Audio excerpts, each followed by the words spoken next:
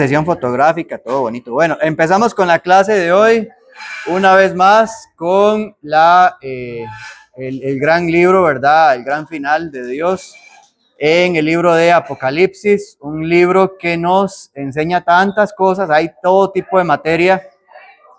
Ya hemos mencionado, ¿verdad?, que Apocalipsis no es solamente sobre el fin del mundo, que es la etiqueta con la que todos tratan este libro, sino que también habla de un montón de temas de más. Hay muchos cantos también que entonamos, que son de Apocalipsis, canto de Moisés y del Cordero. Grandes y maravillosas son tus obras, Señor Dios Todopoderoso, está en Apocalipsis. Vemos a Digno es el Cordero, ¿verdad? Hay cantos en Apocalipsis. Y así también tenemos muchas lecciones, no solamente cosas de fin del mundo, que ya después veremos, sí están incluidas, que va a pasar en el último día que pasemos en este mundo, pero también vemos otro montón de temas. Y este es el caso de la iglesia en Pérgamo. La iglesia en Pérgamo es justamente una de las iglesias que trae grandes lecciones para nosotros. Ya vimos la primera, que era Éfeso. ¿Cuál era el problema de Éfeso? ¿Qué habíamos dicho? Olvidó su primer amor, eran fuertes en doctrina, pero se les olvidó el corazón, ¿verdad? Como esos futbolistas que se mueren en medio partido, ¿verdad? Pueden estar musculosos, fuertes, pero les falla el corazón. Eso le pasó a Éfeso.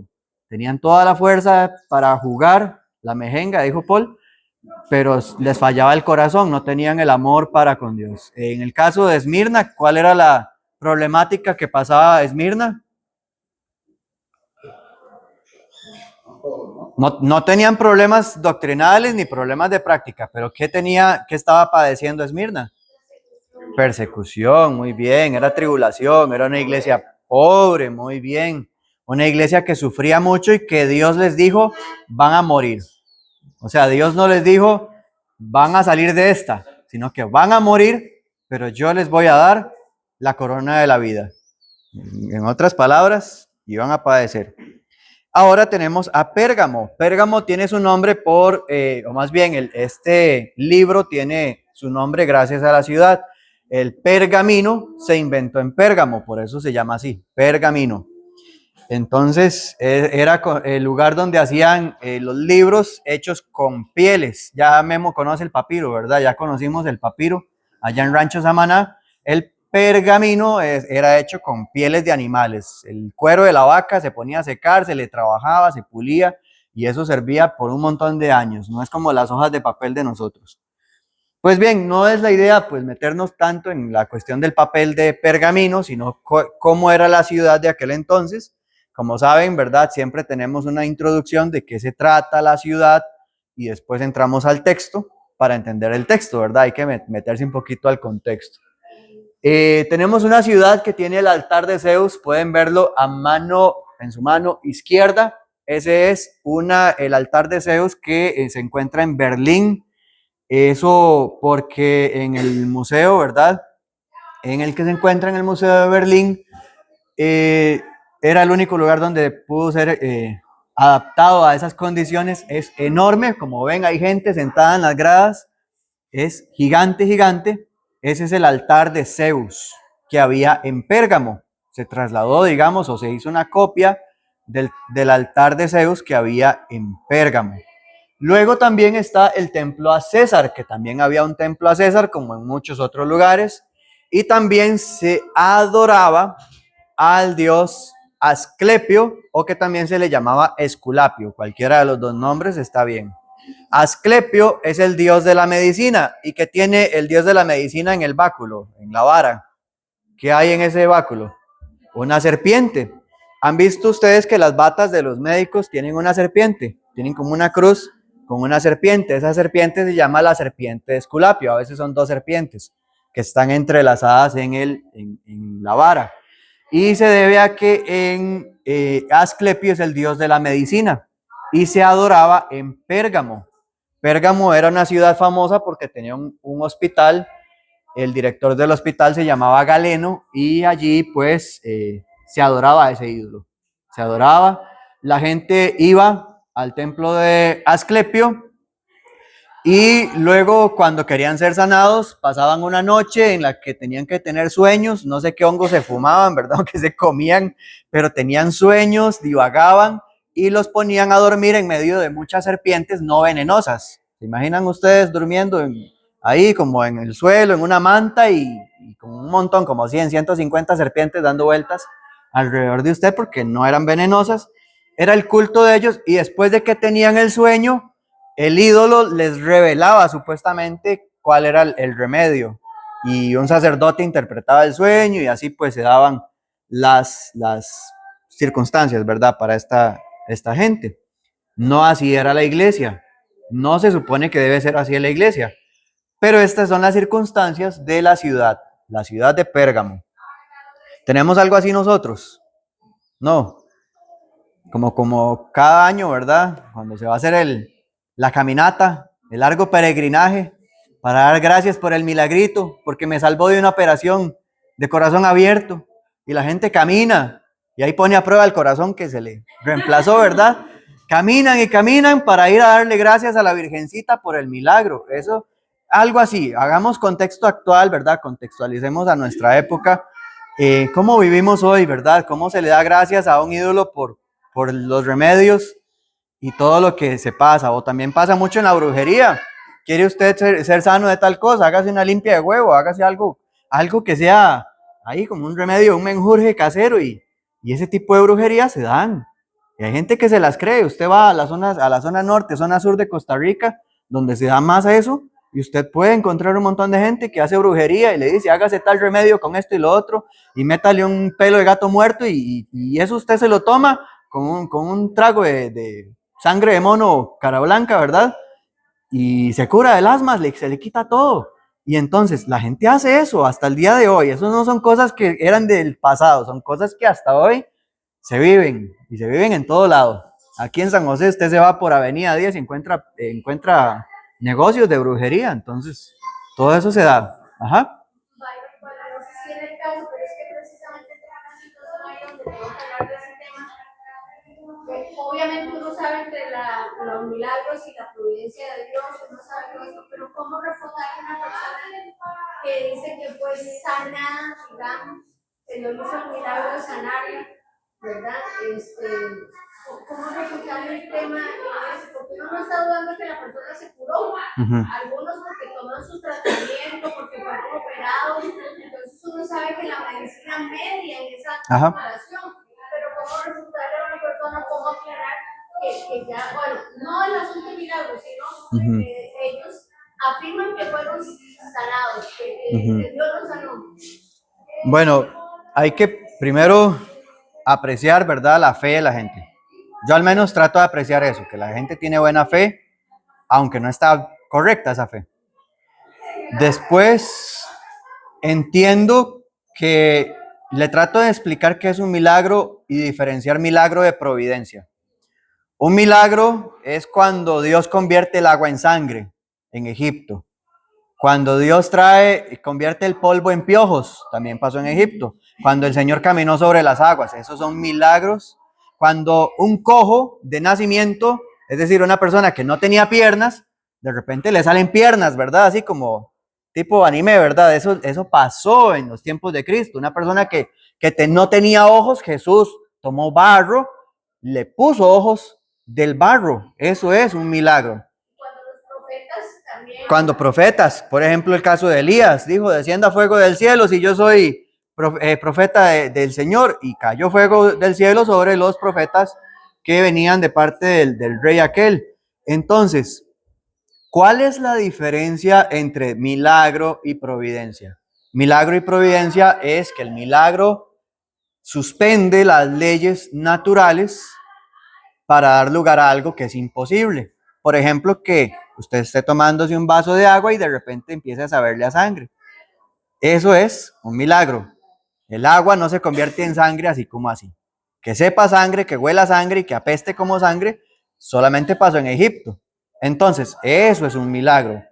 Providencia es cuando Dios usa todas las cosas que hay en este mundo y mueve pieza por pieza para que todo coincida y calce en el lugar donde tenía que estar, para que uno pueda tener algo bueno. Entonces, hay muchos casos. Voy a poner un ejemplo, el libro de Esther. Es un caso de providencia, ¿verdad? Usted lee el libro de Esther, cómo todas las piezas encajan para que los judíos sean salvados. El libro de Ruth dice, Dios visitó a su pueblo para darles pan. Entonces, todas las cosas se mueven para que suceda providencia, para que Noemí muera feliz en su vejez. Entonces, providencia es cuando todo se acomoda. Lo que puede hacer no es tanto, porque uno sabe que cuando uno evangeliza, eso cuesta que la gente lo entienda. Puede explicar que es providencia de Dios y persistir en eso. Si ya una persona pues no entiende que es providencia de Dios, trata de explicarle, bueno, es que un milagro no puede tener intervención médica. Si una persona intervino, un médico intervino o llevó algún tratamiento, una receta, lo que sea médico, ya deja de ser milagro. Ya no hay. Es que ellos se hieren, o sea, como que ellos se sienten mal de que uno les diga, no hace milagros. O sea, decirle a una persona. Dios, lo que hay que entender es que Dios tiene el poder de hacer maravillas. Salmo 77. El por qué las hace es en su misericordia, ¿verdad? Depende de sus propósitos. Y también hay que entender que los milagros bíblicos tenían un propósito. El milagro bíblico tiene, ya le quité el comentario. El milagro bíblico tiene un propósito, es decir, Dios no hace milagros egoístas. Dios no sana a una persona solo porque. Es más, ¿cuántos enfermos habían en el tiempo de Jesús? Es decir, desde que Jesús nació hasta sus 30 años, Jesús no hizo ningún milagro sobre gente enferma, gente que quizá incluso murió enferma, pero los milagros tenían un propósito de evangelizar. El milagro era con el propósito de enseñar, de dar a conocer el evangelio. Lo que hay que hacer ya después de persistir en providencia es que el milagro no tiene intervención médica y necesita sí o sí tener un propósito dentro del plan eterno de Dios. Es decir, Dios en su misericordia puede. No decimos que Dios no hace milagros o que Dios no puede hacer milagros. Es que no tiene propósitos hoy para hacer milagros. Es decir, Dios no tiene un propósito hoy, porque si así fuera, todos aquí tenemos mucha fe, ¿verdad? Y sería muy ofensivo decir que, qué sé yo, Memo no se sana porque no tiene fe. Y esa es la forma en la que se trata en el mundo pentecostal. Memo no puede sanar, no tiene fe, y se le saca básicamente de ese círculo porque no tiene fe. Entonces, ellos hieren cuando dicen que, cuando uno les dice su milagro no fue milagro, pero ellos también hieren al que dice que tiene fe y no puede ser sanado. Entonces, ahí como hay que compensar. No sé si alguien más quería mencionar algo, muy breve para seguir con Pérgamo, porque no hemos leído ni un versículo, ¿verdad? Entonces, estamos breve, hermana. Yo siento que aquí hay una persona que dice que Dios es un milagro, no es el propósito. Yo lo dejaría en que diga, ¿verdad? A mi criterio personal, lo dejaría en que diga que ellos sigan con esa fe, porque no les puedo decir, no, Dios no les hizo el milagro, porque sería como quitarlos de aquí, tirarlos allá, que sería el punto del plan de salvación, ¿verdad? Es el punto de estar elevado. Es en parte cierto lo que dice la hermana Estela. Yo pues no empezaría por ese tema. Digamos, si yo quiero evangelizar, no empezaría por ese tema. Empezaría por, bueno, sí trato de diagnosticar, ¿verdad? Trato de valorar qué es lo que necesita la persona y en su momento se lo voy a decir. Pero si hay un tema más importante, como que reconozca que Jesús es Dios, que es necesario seguir el plan de salvación, fe, creer o arrepentirse, etcétera, se lo explico primero y después toco el tema de los milagros cuando ya entienda un poco más que la fe viene por el oír, no que la fe viene por el milagro, ¿verdad? Que ese es otro punto. Entonces sí coincido con la hermana Estela en que podría aplazar el tema, pero no se lo oculto, se lo digo en algún momento. Pero primero que entienda que la fe viene por el oír y que esa fe es la única que salva. La fe de un milagro no me salva. Y ese es otro buen punto que usted puede tomar. La fe de un milagro no salva. La fe de un milagro lo que hace es ayudarme a reconocer quién me hizo el milagro, para que yo empiece a escuchar a quién me hizo el milagro. Entonces, ayuda mucho. Ajá, exactamente. Pongo un ejemplo, o un caso que usted puede tomar, hermana, también. Saulo. A Saulo no lo sanó que le quitaran las escamas, ¿verdad? De los ojos. Saulo estaba ciego. Y Dios no lo salvó, no le perdonó sus pecados por sanarlo con ese milagro. ¿Qué salvó a Saulo? La fe que obedeció. Y cuando Ananías le dijo, levántate y bautízate, invocando su nombre, cuando Saulo se bautizó, fue salvo, no antes. La fe de un milagro no puede salvar a nadie. Nada más nos ayuda a poner la mirada en Dios, pero no pasa de ahí. Entonces, tengamos ese buen argumento también. Vamos ahora sí con el texto, vamos a leerlo de rajo a tajo y estamos en el capítulo 2, vamos a leer el versículo 12 al 17 y ahorita regresamos al 1, recuerden que el 1 nos da contexto, pero dice, escribe al ángel de la iglesia en Pérgamo, el que tiene la espada aguda de 2 filos, dice esto, yo conozco tus obras, dónde moras, donde está el trono de Satanás. Ya saben por qué es el altar, ¿verdad? De Zeus, el de César, el de Asclepio. Ahí viene el trono de Satanás. Pero retienes mi nombre y no has negado mi fe, ni aun en los días en que Antipas, mi testigo fiel, fue muerto entre vosotros, donde mora Satanás. Pero tengo unas pocas cosas contra ti, que tienes ahí a los que retienen la doctrina de Balaam, que enseñan a Balac a poner tropiezo ante los hijos de Israel, a comer de cosas sacrificadas a los ídolos y a cometer fornicación. Y también retienes a los que y también tienes a los que retienen la doctrina de los Nicolaitas, la cual yo aborrezco. Por tanto, arrepiéntete, si no, pues vendré pronto a ti y pelearé contra ellos con la espada de mi boca. El que tiene oído, oiga lo que el Espíritu dice a las iglesias. Al que venciere, le daré de comer del maná escondido y le daré una piedrecita blanca y en la piedrecita he escrito un nombre nuevo, el cual ninguno conoce sino aquel que lo recibe. Ahora sí, vamos a explicar. Está raro, ¿verdad? Está un poquito, es como el arroz con pollo, hay que desmenuzar, ya les he dicho. Volvemos al mismo ejemplo. El Señor tiene poder para castigar y juzgar. Ese es nuestro primer punto. Por eso es que dice que el Señor es el que tiene la espada de 2 filos. Y eso viene a ser lo que dice el versículo 1:16, ¿verdad? El 1:16 dice, tenía en la diestra 7 estrellas y de su boca salía una espada aguda de 2 filos. ¿De dónde sale la espada? De la boca. ¿Cuál es la espada de Dios para juzgar al mundo? La palabra de Dios. Muy bien, Jean Paul, están todas. Como dice Juan 12:48, el que me recibe, el que me rechaza y no recibe mis palabras, tiene quien le juzgue. La palabra que yo he hablado, ella le juzgará en el día postrero. Juan 12:48 nos dice que el Señor puede juzgar y condenar y castigar cuando nosotros pecamos. Eso es lo que está diciendo la espada de 2 filos. Ya vamos a explicar por qué esto de la espada. Había una diferencia, hay 2 espadas. La primera que vamos a estudiar, después vamos a estudiar la segunda, pero de momento vamos a ir conociéndola. La espada del Señor, se usa la palabra griega ronfaia. Ronfaia era la espada grande, la que está por allá, en el lado, ¿cómo lo ven ustedes? El lado izquierdo. El lado izquierdo de ustedes es la ronfaia, era una espada grande que usaban los jueces y los verdugos para condenar a los presos o a los reos o a los prisioneros de guerra. Era la espada de juicio. Es muy diferente a la macaira. La macaira, macaira es un bienaventurado. No, sí, se dice parecido. ¿Cómo era que se dice bienaventurado? También macairo, ¿verdad?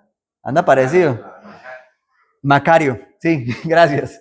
La macaira era una espada, un cuchillo básicamente de cocina y era la espada del soldado que nada más era para defenderse. Era la que usaba el soldado romano. Después la vamos a ver la macaira, pero por el momento nos quedamos con la ronfaia. Era una espada grande. La espada del Señor es la que tiene el poder para juzgar y castigar. Porque el Señor a las otras iglesias se les presentó con mensajes bonitos. Dijo, yo estoy con ustedes, soy el que tiene las 7 estrellas en su mano. A Esmirna le dijo que soy el que vivo y estuve muerto, es decir, soy el eterno, no teman porque yo estoy con ustedes. Pero la iglesia en Pérgamo necesitaba recordar que Dios tiene poder para castigar. Estaban demasiado tranquilos con su vida porque ellos tenían un gran problema. Tenían allí a un miembro que se llamaba Balaam. No, ¿verdad? Literalmente no. ¿Alguno recuerda la historia de Balaam? ¿Se imaginan a un Balaam aquí? Alguien que hable con animales, como el Dr. Dolittle. ¿Saben cuál es la historia de Balaam? ¿La han leído? Levanten la mano si han leído, si no, para darles contexto. Números 22 al 26 es la historia de Balaam. Si usted quiere divertirse leyendo, la historia de Balaam es muy graciosa. Dice que había un profeta, es más, vamos a entrar ya pues de lleno. Pero antes de entrar a la parte de Balaam, se me estaba saltando la parte del trono de Satanás. Ya saben lo que es el trono de Satanás, ¿cierto? Ya ven cuál es la asociación. Es decir, cualquier lugar, no es que el trono de Satanás sea el templo de Zeus, entiendan. Sí había un templo de Zeus y allí moraba Satanás. Por supuesto que sí. Había un templo de Asclepio y la serpiente, pues qué más, ¿verdad? Va a representar al diablo. Pero ahí estaba Satanás, pero no solo ese es el lugar en el que está Satanás. Satanás está en cualquier lugar donde se le da lugar, en cualquier lugar donde se le abren las puertas.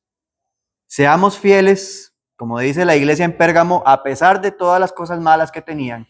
Ellos no negaban que eran cristianos en medio de un mundo en el que pasaban alrededor de Satanás.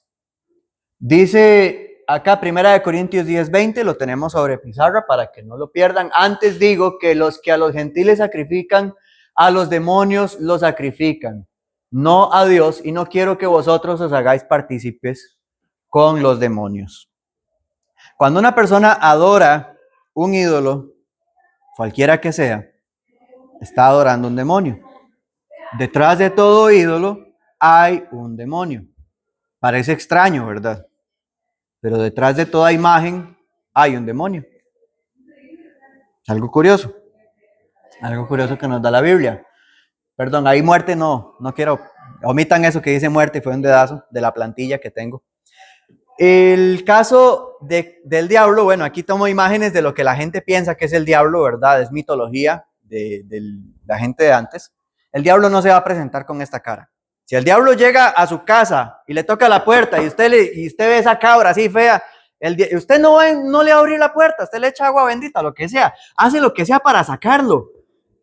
Por supuesto, hermanos, el diablo no se va a presentar con esta cara. A usted no se le va a presentar así. Vamos a ver películas de terror, hermanos. Eso no hace nada. El diablo no se va a presentar con esa cara, se va a presentar con otras caras. Se va a disfrazar. ¿Cómo se disfrazó en el Edén? Se disfrazó de un animal común y corriente, una serpiente que andaba por el bosque buscando una parte de su cola, ¿verdad? Entonces, el diablo andaba disfrazado, andaba buscando de qué manera no asustar. El diablo no va a asustarlo, hermano. El diablo no quiere asustarlo. Váyase al sanatorio de Durán y ahí va a ver que ahí no hay fantasmas. El diablo no quiere asustarlo. El diablo se disfraza, toma imágenes, toma formas embellecedoras. Y por supuesto, hermanos, yo sé que los que estamos aquí, que somos fieles al Señor, no vamos a ir detrás de esas estatuas ni detrás de esas imágenes. Cuidado, lo veo en redes sociales poniendo ese tipo de imágenes, porque ahí yo lo llamo, ¿verdad? Ya lo he hecho. Ya empecé a llamar, porque al menos yo trato de ser celoso en eso, ¿verdad? Va a empezar a difundirse, ¿verdad? El diablo con imágenes de todo tipo, doctrinas que son agradables, doctrinas que suenan bonitas, pero no son precisamente del diablo. Ahora, imagínense, vamos a ver qué pasó acá. Imagínense en otro aspecto, ¿dónde mora Satanás? ¿Cuál es el trono de Satanás? Satanás mora en cualquier ambiente que no es para un cristiano. En esas fiestas, ¿verdad? Donde está todo el mundo saltando y tirándose la cerveza en la cara porque no pueden tomar más. Donde están drogándose, donde hay todo tipo de desenfrenos. Eso no es un ambiente para un cristiano. Ahí mora Satanás. Ahí está morando Satanás. En el historial del internet, tenga cuidado que Satanás more en el historial del internet suyo. Tenga cuidado ahí, la segunda imagen tiene que ver con contenido para adultos. Nada tiene que estar haciendo un cristiano metiéndose en páginas. Andar en internet, y cuando tengan sus hijos grandes, andar en internet es como andar en la calle. Usted no manda a un chiquito solo a la calle, porque en internet sale de todo. Y no mande a su hijo a donde está Satanás, porque es bien peligroso. Ni siquiera uno a veces le salen cosas y uno dice, fúchila. Y igualmente hay gente que se deja llevar por cosas en el trabajo y tal persona lee la mano, lee las cartas y no sé qué, y lleva las cartas y que apúntese para ver qué le dice las cartas. No importa si usted es cristiano, pero esto es solo jugando, esto no pasa nada, leal, vaya con la ouija. Y no pasa nada, usted es cristiano, solamente un juego. Ese tipo de cosas, hermanos, son donde mora Satanás. Tenga mucho cuidado donde uno anda, porque Satanás se disfraza como ángel de luz. Satanás se disfraza muy hábilmente. ¿Quién levantó la mano? Paul. Y también utilizando lo que vimos en la mañana, Satanás mora cuando nosotros no tenemos amor hacia los hermanos. También Satanás mora donde hay odio. Y no tratamos el asunto. Entonces, ¿quién está reinando ahí? Satanás, porque son las tinieblas. Ya vamos bien de tiempo, ya lo recuperamos. Vio qué rápido, hermanos. Vamos muy bien. Está muy bien el comentario del hermano Jean Paul, también en en ese hogar donde solo hay gritos. Es más, yo salí de mi casa, de mi familia, por eso mismo. Yo vivía con mis papás a mis 15 hasta los 20 años. Vivía en un barrio allá de los barrios bajos de Purral, Altamira, Las Amelias 2 y todo ese sector. Y siempre usted tenía que estar leyendo la Biblia. Yo estaba en mi cuarto leyendo la Biblia y vibrando del sonido del equipo de sonido, del sonido de la música de los vecinos y hasta de la casa de uno. Y con ese olor a guaro, esos olores a cigarro de todos lados, de todas partes, no necesariamente de mi casa, pero era un lugar donde moraba Satanás. Entonces, ¿qué tenía que yo buscar? Bueno, busqué mi trabajo y me apuré por salir de allí. Yo no quería seguir morando ahí. ¿Qué va a estar haciendo un cristiano ahí metido? Uno evita donde está Satanás. Ahora bien, evitemos a Balaam también. Alejémonos de Balaam y los nicolaitas. Ya sabemos qué es el nicolaita, ¿verdad? La falsa doctrina del gnosticismo. Ya esa la repasamos en el tiempo de Éfeso. Pero tenemos también al caso de Balaam. Balaam tiene varios rasgos. Dice la historia que Balaam era un profeta que hablaba con el asna.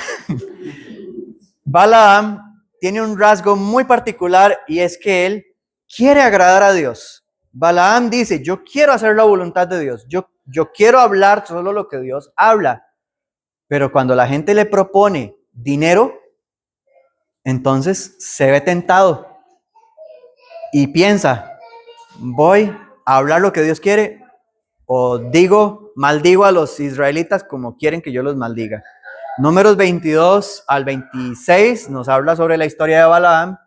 Y Balaam, como les digo, tiene ese rasgo, tiene el rasgo de que es un adivino famoso. Él no era un profeta de Dios, él era un adivino. Se le llama adivino en la escritura.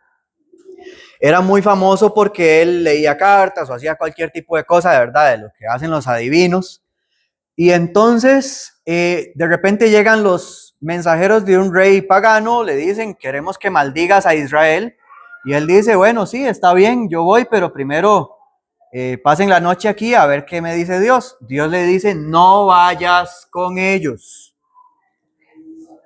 No vayas con ellos. Pero después de que ellos vuelven con la noticia al rey, el rey les dice, bueno, vuelvan, pero con más dinero. Entonces Balaam dice, está bien, déjenme pasar esta noche escuchando qué es lo que Dios quiere y mañana se los cuento. Hermanos, cuando nosotros somos leales, negociamos. Si nosotros somos leales a Dios, negociamos. Bueno, déjenme pasar esta noche consultando en la Biblia si hay un hueco en la ley de Dios, a ver si puedo pecar, a ver si Dios me da algo de permiso. Eso era lo que estaba pensando Balaam. Entonces Dios le dijo, vaya, pero solo va a hablar lo que yo le diga. Ese no es un vaya de mandarlo, sino como, si usted quiere ir, tiene libre albedrío, no lo voy a detener, pero sepa que yo voy a hablar, no usted. Y después, estando en el camino, se encuentra con el asna, ¿verdad? El asna sale corriendo, el asna no quiere hacerle caso, no quiere ir por el rumbo que Balaam le dice, entonces él empieza a pegarle. ¿Cuántos garrotazos le dio al asna? ¿Cuánto le pegó al asna? 3 garrotazos. Mira qué buen mensaje hay por ahí. Los tres garrotazos. No, yo tengo mi propia versión de los tres garrotazos, pero el asna sufrió por tratar de salvar a su amo. Y el amo no estaba dándose cuenta de que el asna estaba tratando de salvarlo, porque Dios no quiere que Balaam vaya a buscar el dinero a cambio de maldecir a los israelitas. Entonces, como él encuentra que Dios no le permite ganarse el dinero, porque Dios interviene en todos los momentos, él no va a predicar, no va a maldecir a los israelitas. Él le va a proponer otra cosa. Rey Balac, los israelitas son santos. Entonces mandemos unas muchachas por allá que los seduzcan. Mandémosles unas muchachas que los seduzcan, eso sí, a cambio de que adoren a los ídolos. Y así ellos van a tropezar y Dios se va a encargar de eliminar a los israelitas. Así pensaba Balaam. Y eso es lo que encontramos allá en el capítulo 25. Él encuentra ideas para poner tropiezo a los israelitas. Él supo que no puede maldecir a los israelitas. Entonces, ¿qué hizo? Él llevó a las muchachas a los israelitas para que los sedujeran, para que empezaran a caer en fornicación y tuvieran entonces una razón para provocar la ira de Dios. Astuto, ¿verdad? Balaam es bastante astuto. Algo está difícil de comprender, si no para devolverme. ¿Estamos bien? Él está provocando la ira de Dios para que le caiga a los israelitas.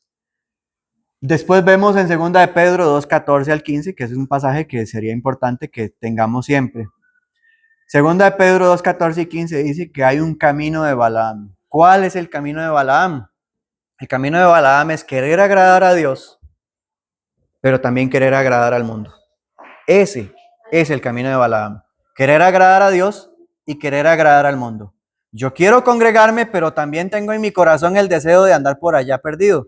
Yo tengo el deseo de agradar a Dios, pero me veo fuertemente tentado por mi compañero o compañera de trabajo que es muy guapo, muy guapa. Yo tengo las ganas de hacer las cosas bien para con Dios, pero en mi corazón todavía quiero apostar, porque no me rinde la plata y quiero pegarme los chances. Y yo quiero agradar a Dios, pero tengo ganas de otras cosas. Quiero agradar a Dios, pero me invitaron a tal fiesta. Ese es el camino de Balaam. Entonces uno pasa la noche como Balaam, tentado. Y hay gente que nos quiere refrenar como el asna. El asna sufrió y sufrió el golpe porque quería proteger a su amo. Y a veces hay cristianos que le dicen, mira, hermano, hermana, no te metas por ese camino, cuidado. Y nosotros no atendemos al consejo, queremos seguir en el camino del error porque queremos persistir. Ese es el camino de Balaam. ¿Hay miembros Balaam en la iglesia? Puede que los haya, hermanos.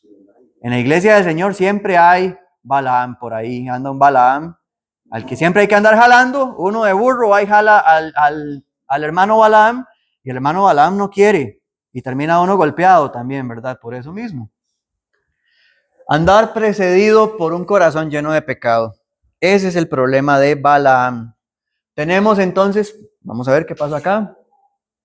Se me devolvió. Que una iglesia mundana no puede ser salva. ¿Qué dice Santiago 4:4? ¿Alguien se lo sabe de memoria? Santiago 4:4.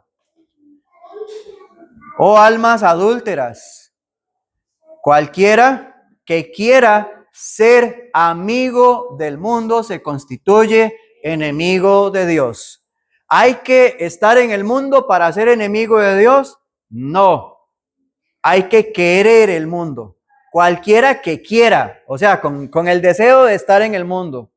Cualquiera que quiera ser amigo del mundo, se hace enemigo de Dios. Entonces, ¿qué es lo que Dios espera de nosotros? Que no tengamos ese anhelo. Designémonos un capitán y volvámonos a Egipto, decían los israelitas en Números 11. Querían volver a Egipto. Cuánto extraño las ensaladas de Egipto, las ollas de carne, los chifrijos y todo lo que había en Egipto. Me encantaba. Quiero volver a Egipto. Y los israelitas estaban fieles a Dios, sí. Ahí andaban fieles a Dios, siguiendo sus rituales. Pero en sus corazones, de ser por ellos, en un mundo ideal para ellos, estarían por allá en Egipto, azotados con las espaldas llenas de sangre, pero comiendo ollas de carne. Eso era lo que querían vivir los egipcios. Vivir para el mundo mientras vivían para Dios. Ese es el camino de Balaam. Hermanos, qué cuidado hay que tener con eso. Hermana Rosalba. Con relación a la misma prédica de hoy, dice que la luz no tiene comunión con las tinieblas, ¿verdad? Ajá, correcto. Decimos que estamos en luz, vamos a andar con las tinieblas. Y no se puede, no se puede. Sí, sí, un corazón oscuro no puede emitir luz, por supuesto.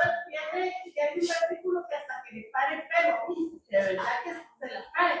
Dice, vosotros sois de vuestro padre el diablo, y las obras de vuestro padre queréis hacer. Correcto. Si uno quiere, el punto es el querer.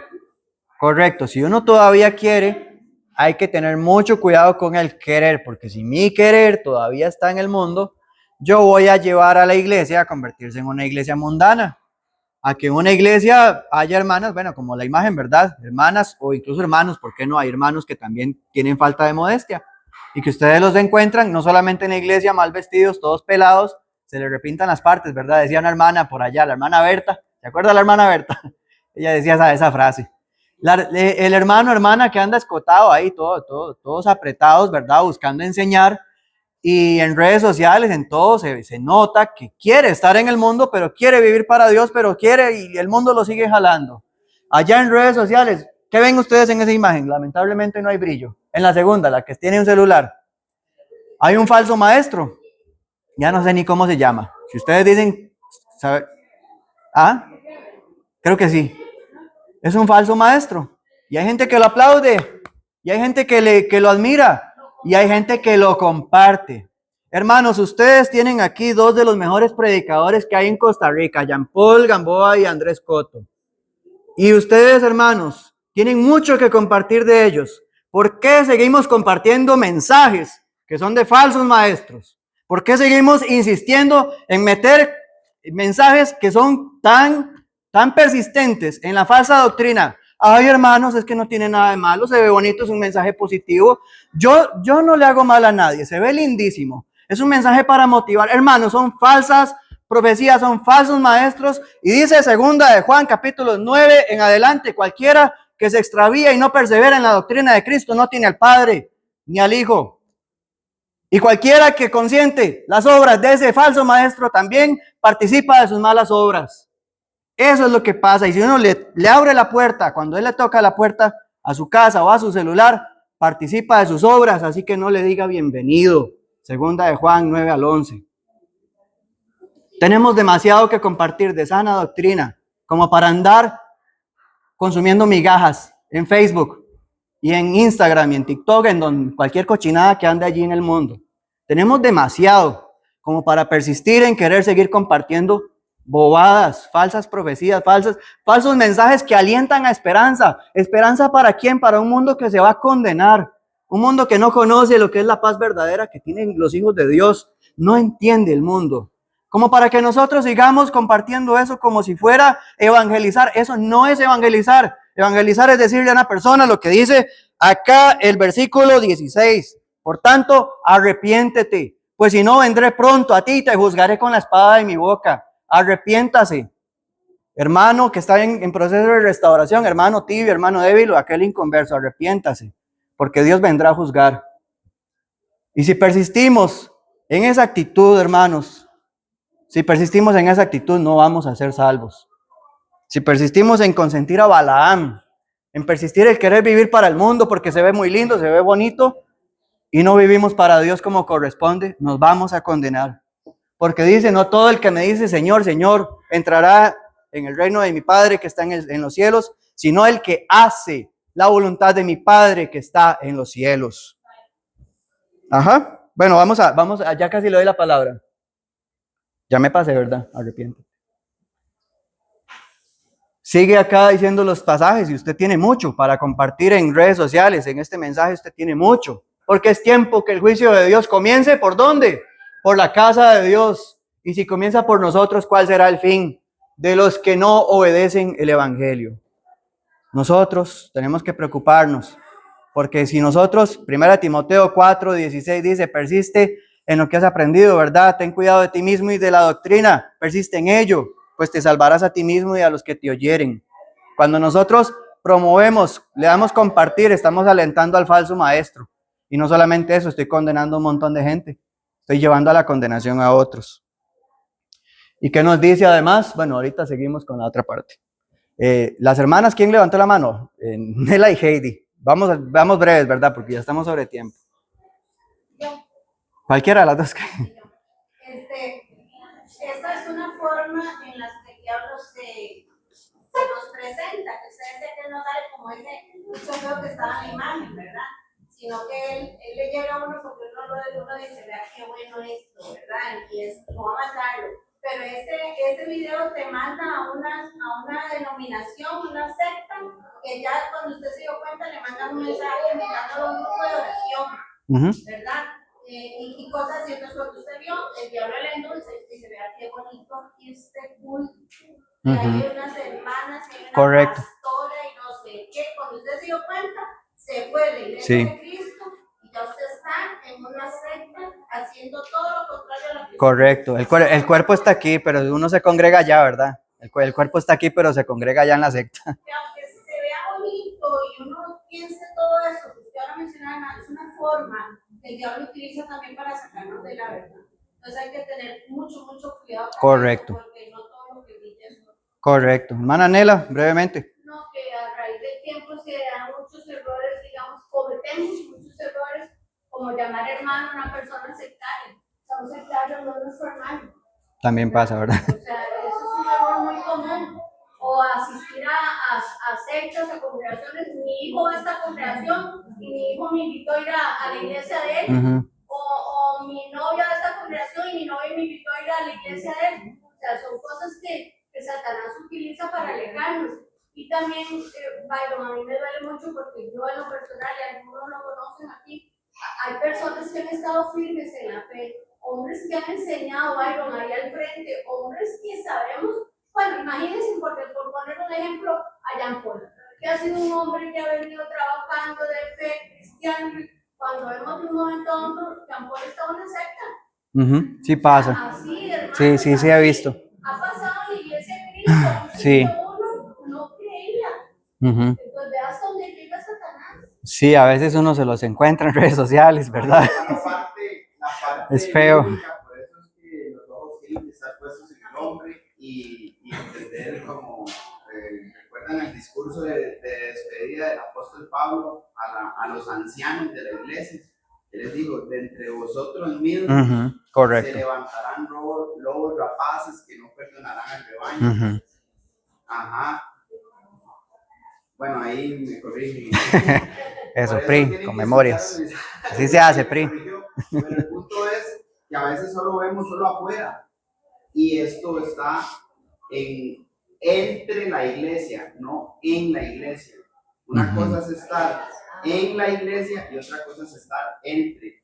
Entre nosotros hay muchos que no la van a alcanzar. Y Dios nos libre. Correcto, es un colador. Ajá.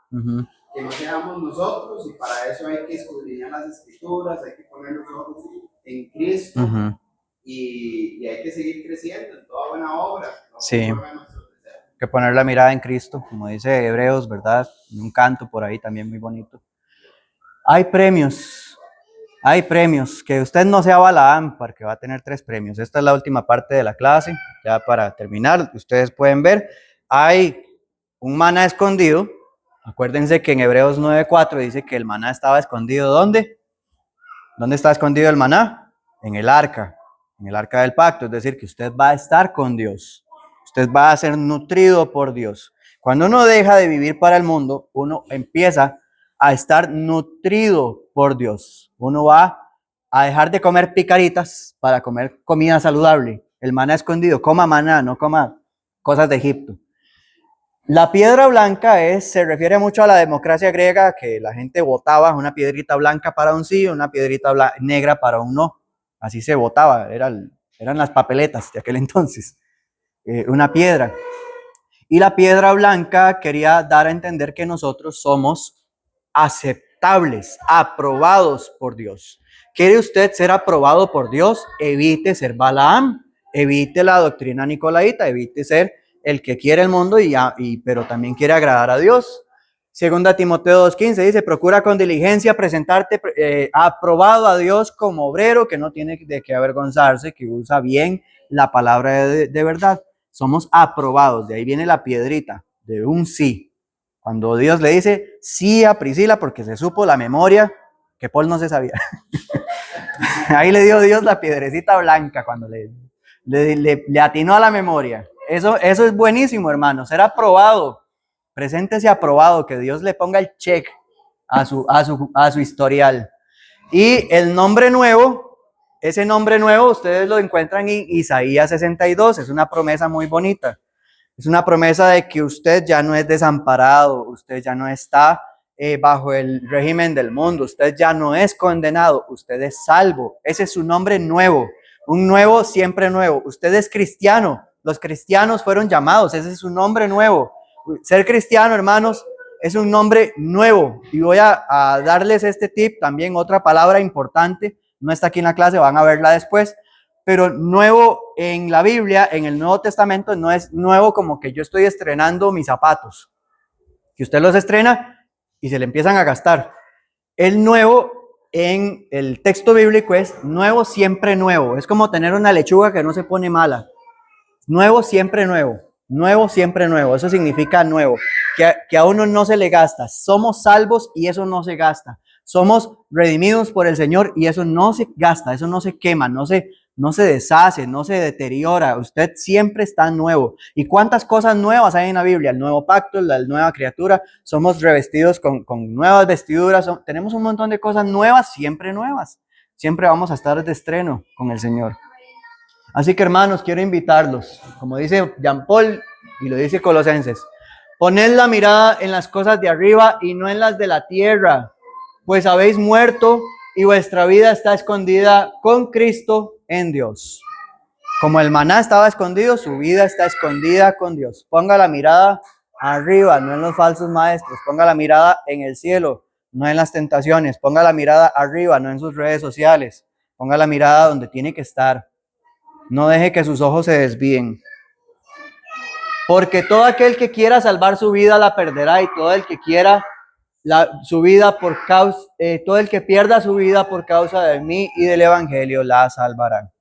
Hay personas que pues van a perderla, pero eso es decisión de cada quien, ¿verdad? El que quiera, seguimos con el que quiera salvarse, tiene que perder su vida, tiene que ser humilde y decir, sí, Señor, ya voy a eliminar a todo este montón de cosas que yo estoy siguiendo. Tiene que decir, Dios, ya no voy a seguirme jengueando los domingos en la mañana porque ahora el tiempo es tuyo. Tiene que decir, no, Señor, ya todo es tuyo, todo en mi vida es tuyo.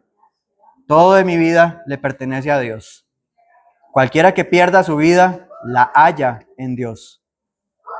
Así que, ¿a qué estamos llamados? ¿A ganar la vida? No, a perderla, a entregarla toda al Señor. Nuestra vida es una ofrenda y a veces las ofrendas duelen, a veces duele, pero hay que ser humilde para entregarlo todo a Dios. Bien, terminamos con la clase. Que el Señor les bendiga, les ayude a salir adelante con este reto.